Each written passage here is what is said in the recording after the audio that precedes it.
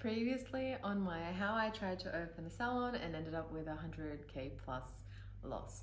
So in case you've missed the start in part one, we went through what's actually happened, what the concept was, why I went into this business in the first place, and part two of the series where we covered how we found the salon space, how we equipped it, how we planned everything, how we did all the financials, the business plan, the marketing plan, something flying. And of course, I shared lots of different useful tips for you. And I even showed you how you should be setting up your own space so that you're maximizing your profits and minimizing the time spent per procedure. So if you haven't watched those, I really recommend going back first, watching them, and then coming back to this video. So, are you ready to meet my landlord from hell?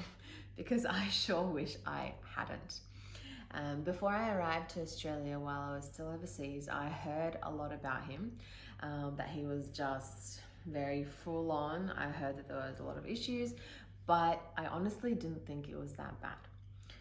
And when I arrived finally back in Australia, I realized that he was everywhere, like everywhere. So he and his sister were just all the time. You walk outside the property, like he's there.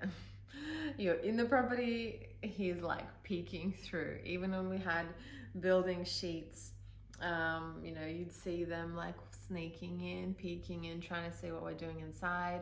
Then it got to the point where he started trespassing. We had a situation where the landlord, his sister, these random family members that they brought with them, and the landlord's agent and I all met at the property to discuss the next issue, the asbestos issue. And we had this conversation and they all said that no one has keys. And later on, a few weeks later, we found the landlord in the property.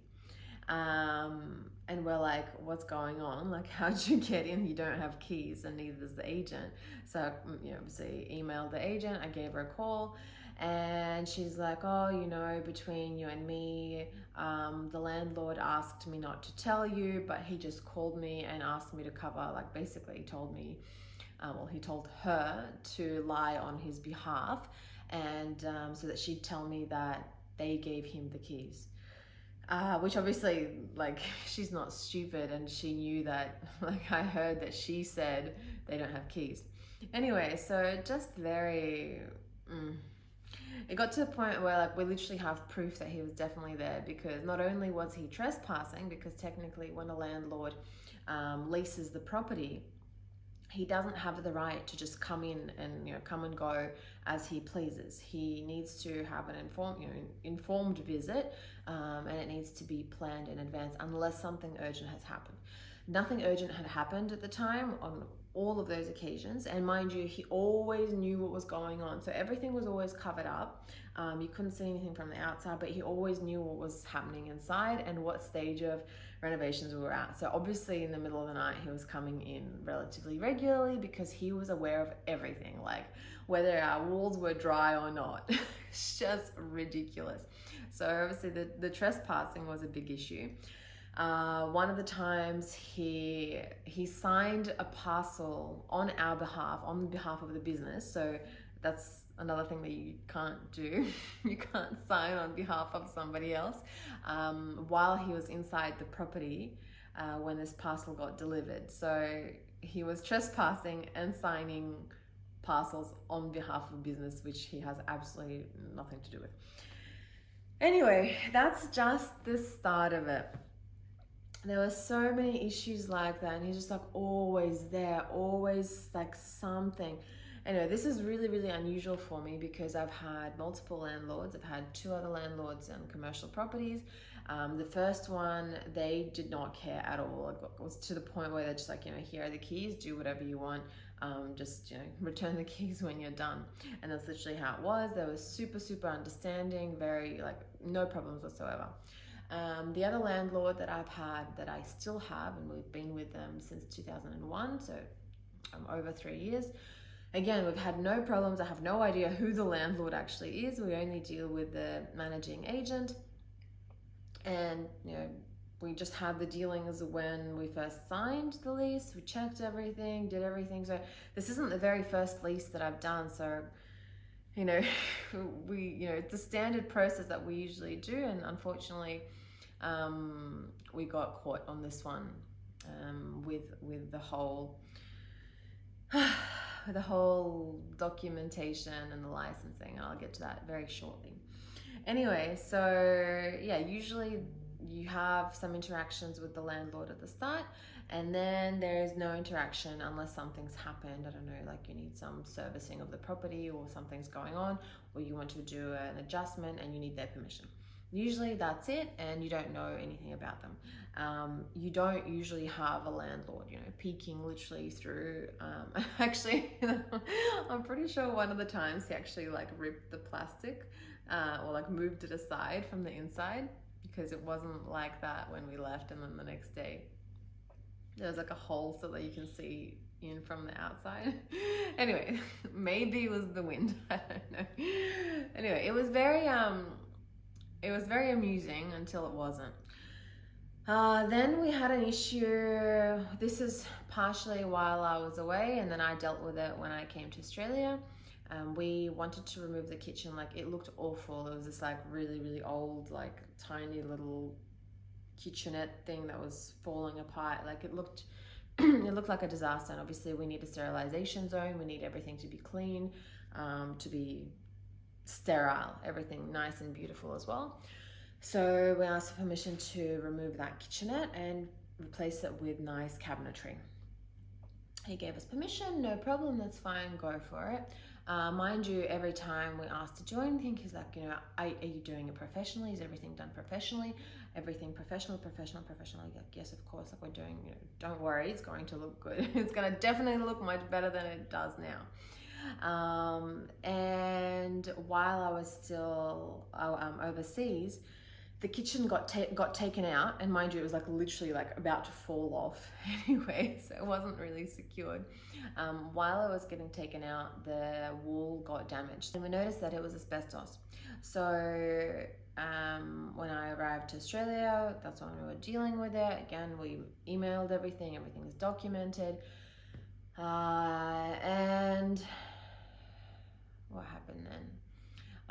Yeah, obviously he didn't warn us that this was asbestos, which you really kind of need to do so that you remove everything correctly in the case that something can get damaged.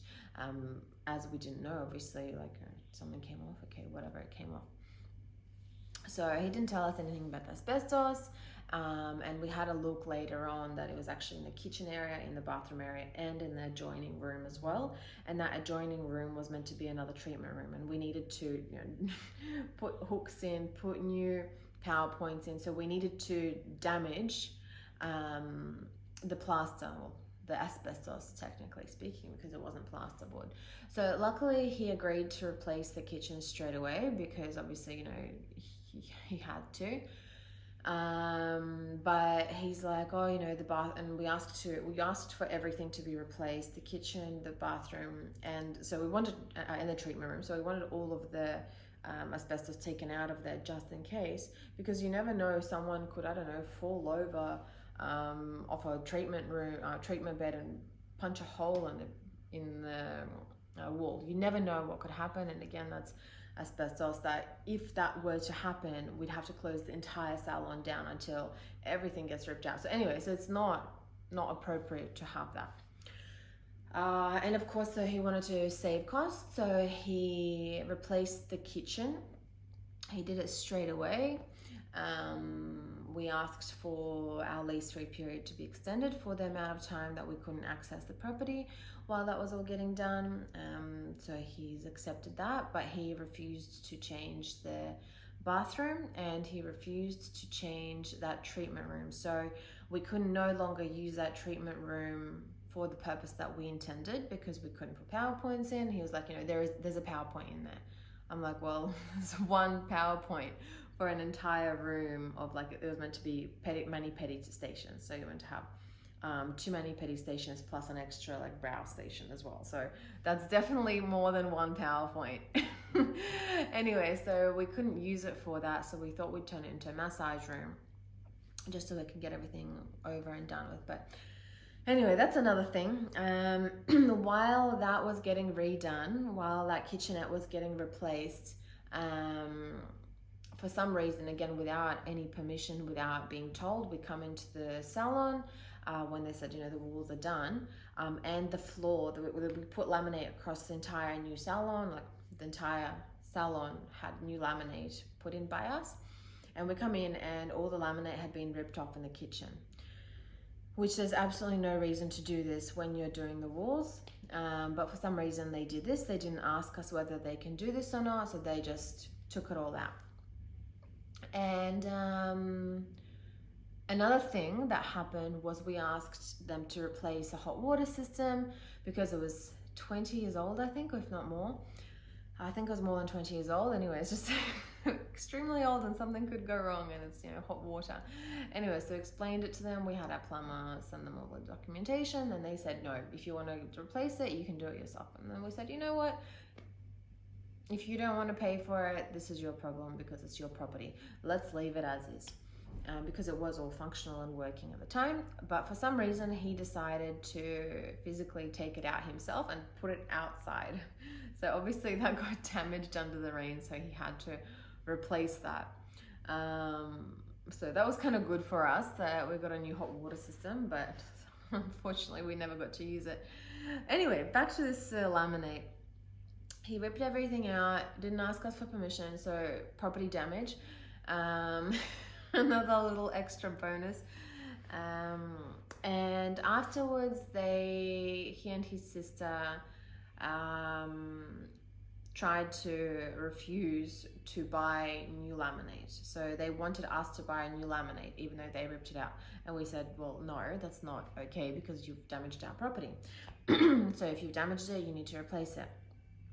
And rather than just getting it done professionally like he wanted for everything, he and his sister tried to lay the laminate themselves.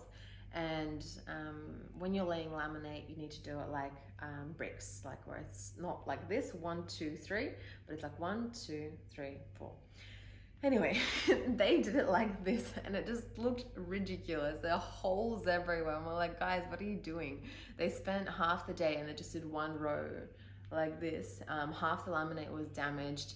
And they kept trying to be like, it's fine, it's not damaged. And then we were like, no, like, guys, we need this done properly. We can't have this this quality of work in a walk-through area where clients are going to be.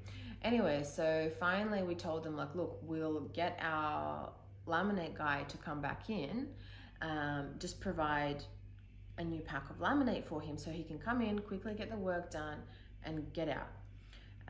9 p.m. that night, we had to be there at the salon, and they were literally having like a screaming match with the flooring guy because they refused to buy laminate. And he's like, I can't work with broken laminate. And this sister, she was just very, very difficult to deal with. It was just ridiculous.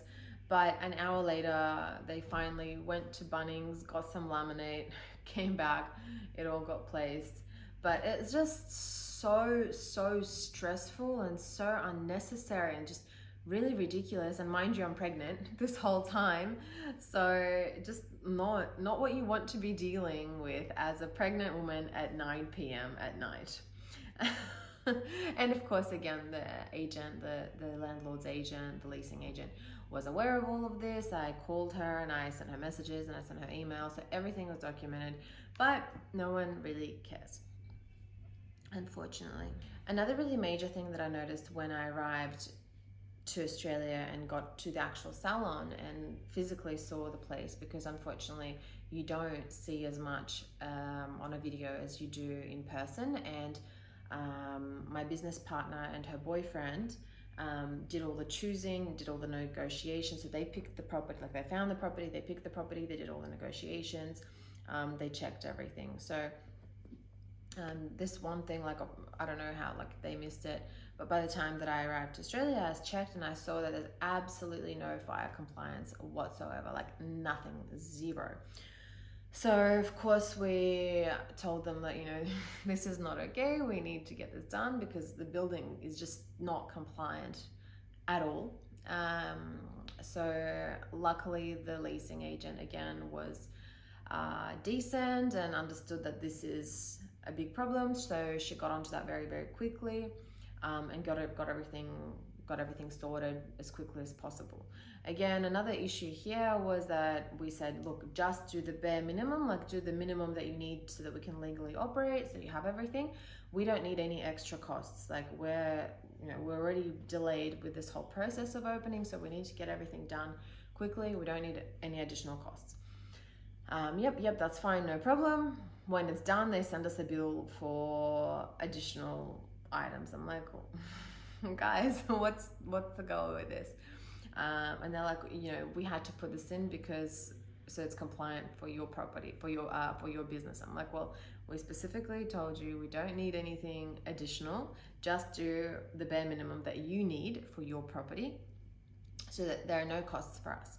Anyway, so this cost is still on our invoice. But things really went sour when we finally got a response from the skin penetration license application. So this was done in advance. And we found out that this property doesn't have like pretty much any registrations with the council. It doesn't have a DA, there's no CDC, there's basically there's no development application. And mind you, there were definitely developments because the front part of this, the salon or premises was all done up. So, and mind you, there was an extension to the building as well. So it's not in this original form because half the building is done in one material, the other half is done in another material. So it's very strange that there was nothing in the council. They had no records of anything. But what that meant was that we found out that we can't operate our business legally in this property. But before I go into the story about the legalities and how everything really crumbled down, I just want to say that I'm actually so proud of my business partner and I, because she came to Australia 2 years ago. And for her, the 12th of April was a very, very significant date. That was the day where she arrived to Australia, and she really wanted to do an opening by that time. Realistically, I understood that we wouldn't be able to open properly by then, but we agreed on doing a soft opening where we kind of have everything visually all done, but not fully ready for operation. So we, honestly, it was ridiculous. In the morning of the opening night, because obviously we advertised it, so we couldn't cancel it. In the morning of the opening night, there was just furniture in boxes everywhere. It was just not ready for opening at all. But by evening, we've got everything done, we've got everything unpacked, we've got everything set up nice and beautiful, and we got the soft opening done on the 12th, and it was really, really nice. It was very, very, very beautiful. I'm super proud that we did it. Technically speaking, if we didn't have this issue with the licensing, if we were told about the licensing, we wouldn't have taken this property, because it takes 6 months to get a development application and the landlord has to be super involved in the process. But anyway, had we not had this block, we would have opened, and a week after the soft opening we would have actually had the proper full opening, and would have started operating. But of course that didn't happen.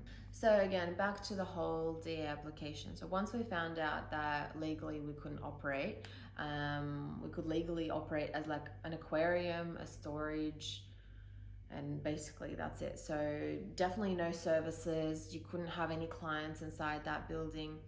I don't know how previous tenants ran a business there, because technically speaking they couldn't. And having a storage area in the middle of Bondi Junction for that amount of rent, I don't know what people would be storing there too. to make that a business that makes a profit? Just, I'm very interested to know. If you guys know of a business that pays very high rent but just stores things, please let me know. Maybe I'll start a business like that. Anyway, so the situation started getting very, very intense, and I was feeling very overwhelmed because obviously things with my ex-fiance had kind of like, we were trying to maintain communication. It was just getting difficult. So I thought I'd go back to Bali because I had moved there. I'd go back to Bali, have a bit of a refresher, and pick up my suitcases, because I was literally living on like half a suitcase of stuff because all my stuff was just everywhere and not in Australia. And I thought, all right, well, I'll bring some stuff back over to Australia for this period while I'm here. And yeah, so I was planning on going for like 2 weeks or so. I went to Bali and we continued doing all the investigations, seeing what we could do. We had our builder engage in trying to help us sort this out. We tried to contact a private certifier. We got through the council, through a million departments of council. You know what it's like. You know, one department sends you off to the next department, wait a week, go back to the other department, wait another week, go back to another department. We also had people that we knew personally in the council. We also tried to get advice from them, and basically no one could help us out. And the only thing that we could do was to apply for a DA application from scratch, which would take 6 months, and that would mean that we'd have to pay rent for 6 months, which is, I can't remember exactly how much, like around $5,500 or $6,000 per month rent. $5,500 rent per month times 6 of not operating at all, not doing anything, just waiting for this application, plus the costs of the application, and so on and so on. So realistically, we just couldn't do that. We're already starting to run out of money because we had to open a month before this, but everything just kept taking such a long time because, you know, in Australia, unfortunately, this is a thing that happens across all industries, where people just take a really, really long time to respond to anything. So while I was in Bali and we understood that there is literally no possible way of opening, we started dealing with the landlord to try and get out of this lease. We let them know. We let them know that we wanted to get out of the lease. We asked to get out of the lease. We explained why, you know, why we couldn't continue, based on what, plus obviously all the things that, all the issues we had with him initially. But yeah, so at that point in time, there were 2 things I realized. First of all was that I definitely wanted to have my baby in Bali at this really beautiful natural birthing center, and I think that's very, very cool. I even asked the baby, where do you want to be born? And the next day, 3 different people recommended the same birthing center out of nowhere. Like, I hadn't asked them, just someone came up to me and like, Lisa, you need to have your baby. You need to have your baby at this birthing center. I'm like, oh, okay. Anyway, so I understood that definitely want to have the baby here in Bali. And the other thing was that I understood that we wouldn't be able to open anyway, so there's literally no reason for me to come back to Australia. And everything, you know, in terms of sorting out documentation and legalities, you can do it all online. You don't have to physically be there, especially when my business partner is there. And as a reminder, the reason why I had this business partner in the first place was so that she could be there. So she could be there and do the actual operational stuff. So if someone needed to be there, someone was always there, because I hadn't planned on being in Australia. Had I planned to be in Australia, I wouldn't have gotten a business partner, and I would have just opened the salon by myself, because I would have been there. At this point in time, we were still within our rent-free period, so we let the landlord know in advance that you know, what's happened, explained everything, justified everything, and they basically said that, you know, we need to have a look at the property. So we started vacating all of our things, and I asked my business partner, what day can you come in to, you know, pack everything so that I can organize storage and I can organize removal lists. And you know, like a day went by, another day went by. She didn't tell me. And then one night she sends me a message being like, my boyfriend and I packed everything and we just took everything out. It was like midnight or something like that when she messaged me, Sydney time. And she was like, oh, he wants to help us. So he's offered to store the furniture in one of his spare rooms in his apartment, so that we can save costs on storage. I was like, okay, well, that's fine. That's fine considering like we want to save costs, and okay. But why didn't you let me know to organize the removalists? And then the next morning she's like, oh, he sent an invoice for the removal, for his help of removing the furniture, which ended up being like 2 or 3 times more expensive than the removalists would have. Again, she didn't confirm this decision with me whatsoever. We didn't have an agreement, nothing like that. She just said, all the furniture's been taken out and taken to his house because he wanted to help. And obviously we paid significantly more than the removalists for his help. Anyway, that's start of another very, very interesting story, and I will share what ended up happening with that in the next episode of this series. So keep an eye on that and make sure you subscribe. But back to this. This is actually a really important thing for me, because throughout the whole partnership that we had with her, every single decision that was made, every single thing that I offered to do, I double checked with her, and we always came to a together decision. So every single thing that was, I didn't buy a little candle without her approval. So everything we confirmed, she was aware of everything, she had confirmed everything, so nothing was done by me without her approval. So this was a really disappointing kind of moment for me, because that was kind of like a breach of trust for me, because this is something I really value, of having that equality in a partnership, having that transparency, having that trust in a partnership. And all of a sudden, obviously, she just made a decision and didn't tell me about it. While she was, saying that, we're going to do this, we're going to do that, and then she goes around and does something totally different. But we'll get to that a little bit later. Now, back to the landlord. He asked to view the property to see what state it was in. Obviously, I thought so that they could take it back, and we finalized this lease. So I got the business partner to hand over the keys so they can organize to come in and have a look. We handed the keys over to the agent. They went and had a look at it, and we didn't have any access to the property anymore. So what the landlord did was they basically said, you need to, all the things that you mentioned, the fact that we didn't tell you, it's all your problem. You signed the lease as is. You should have asked us for additional documentation. Not our problem, basically. As per the lease, you can either pay rent, continue paying rent, and sort out all the legal things yourself, or you can find a new leasee. Mind you, now that we know, I think I'm too honest to do business. Anyway, knowing that majority of businesses can't actually operate in this salon, in this premises, I don't know where I would have found a leasee, because I'd feel like I need to actually tell them about something like that in terms of disclosure. And of course, renting it for 6 months without being operational, we just physically couldn't do, because we were already running out of money.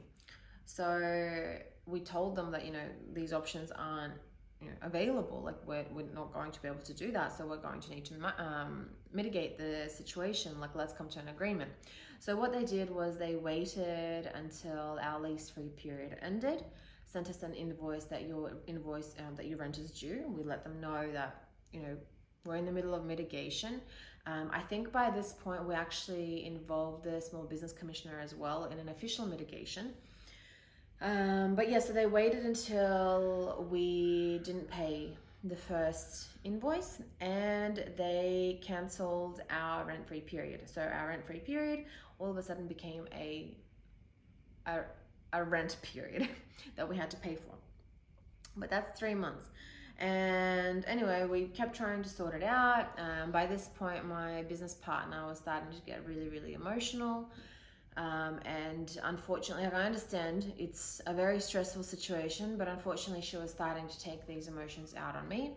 And my number one priority, while business is very important, everything's very important, my number one priority, of course, is my baby and the health of my baby. And I asked her to, please kind of like, if you're being emotional, please be emotional, get it all out. And then let's discuss and actually come to some kind of an agreement, or like, let's resolve this issue, because being emotional at each other is not going to help. It's not going to resolve anything. Like, we're on the same team. We need to sort this situation out together. But she was like, I'm too emotional. Can you please communicate with my boyfriend? Like, he's offered to help. And I was like, okay, that's fine, no problem. I'm all for you kind of recovering, restoring. How about your boyfriend and I sort this out? No problem. You relax, rest, recover. And then once we've figured out this situation with the landlord, we'll figure out a way of how to make money back, to make the money back and pay back their investors. So she gave me his contact, and I gave him I sent him a message and let him know what I'd done, that I'd spoken to lawyers, etc., what steps that we potentially needed to take. And in response, I got this huge message saying that this is all my fault. I'm responsible for absolutely everything, that he can't stand seeing his girlfriend, my business partner, in this emotional state, that it's not okay. Anyway, just this huge accusational message. And I was like, dude, like, if you're going to go this way, let's look at the fact that you and the business partner, your girlfriend, chose this property. You are the ones that agree, did all the negotiations. So let's not do this whole pointing fingers at each other. We're on the same team. We're trying to solve the issue, not be against each other. And this is exactly what he was doing. He was really like turning her against me, which was very, very unfortunate, because things got even worse in that sense. This really affected my physical and mental health, more so my nervous system. And my mum actually arrived that night to Bali to come and visit me. And the next day I started feeling really, really bad, and I ended up going to the clinic. They did lots of tests. I got really, really sick. I had literally no energy. I was sleeping for around 18 to 20 hours per day. So like majority of the day I was just sleeping. I just could not move. On the 5th day of me being like this, they ended up putting me into hospital. So I got hospitalized. And while I was in hospital, this was around the time that my business partner was going to go overseas, because she's from overseas. So she was going to visit, and she had her last shift at my Kova salon. And mind you, the whole time she worked at the Kova salon, she was perfect, and as an admin, like, there were no problems at all. Like, I'm very, very grateful for her. She did so much really great things there, so no problem at all. But in terms of this, she just all of a sudden stopped answering and started saying, like, this is a really big warning sign, warning bell. She started saying, talk to my lawyer. And I'm like, whoa, hold on a second. What lawyer are you talking about? Or we're like, the reason why we're in this mess is because we couldn't afford a lawyer to deal with a landlord. But anyway, I was like, okay, no problem. If you don't feel comfortable communicating with me, that's fine. We're still in this together. We're equal partners in a business, plus we're equally responsible as personal guarantors for this rental agreement. But okay, that's fine. If you want to do it through a lawyer, I have no problem communicating through a lawyer. Please send me, the details of the lawyer. I asked maybe 3, 4, maybe 5 times. Each time, just ignore. And it got to a point where she completely stopped talking to me. And this was around the time where that rent-free period got reversed. We started communicating with them through Small Business Commissioner. We tried to offer them, or I tried to offer, because the business partner stopped talking to me and the landlord. So we tried to offer them the bank guarantee and the deposit, which was $19,000 approximately.